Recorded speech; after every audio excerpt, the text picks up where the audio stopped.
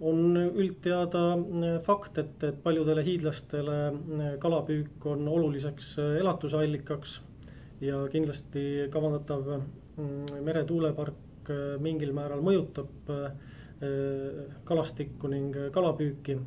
Ja keskkonnamõju hindamise käigus me viisime läbi põhjaliku kalastiku uuringu, mille käigus siis tuvastati, milliseid kalu ja kui palju nendel arendusaladel leidub ning oli võimalik teha mõjude hinnanguid nii kalastiku kui kalapüügi osas. Ja kalapüügi osas jõudsime järeldusele, et keskkonnamõju rannapüügile ei ole oluline, kuna need alad asuvad kaugemal. Teatav mõju võib olla traalpüügile läbi selle, et nendel konkreetsetel tuulepargi arendusaladel kalapüük ei ole lubatud. Samas on need alad ikkagi suhteliselt väikesed ning ei mõjuta tervikpilti kalapüügi seisukohalt. Üks oluline teema, mis seondub kalastikuga, on võimalik elektromagnetväljade mõju, mida siis põhjustavad kaablid, mis ühendavad omavahel tuulikuid ning siis maismaal asuvat alajaama.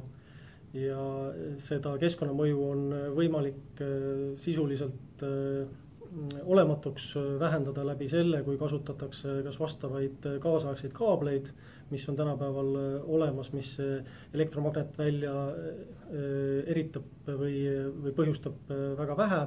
Või siis teine võimalus on matta elektrikaablid merepõhjas setete alla, et ka sellisel juhul see mõju, elektrovälja mõju kalastikule on minimaalne.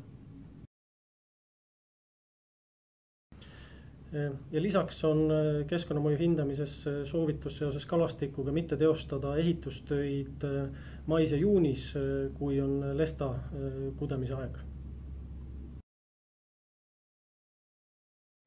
Et rajataval meretuulepargil just nimelt võib olla ka teatavaid positiivseid mõjusid elusloodusele, nagu näiteks võivad tuulikute vundamentide veealused osad kujuneda kunstlikuks rifiks, mida siis kasutavad mereloomad ning ka kalastik. Näiteks kalastikule võivad need kunstlikud rifid osutuda varjepaigaks või siis ka toitumislauaks või ka orientiiriks siis teekonna puhul.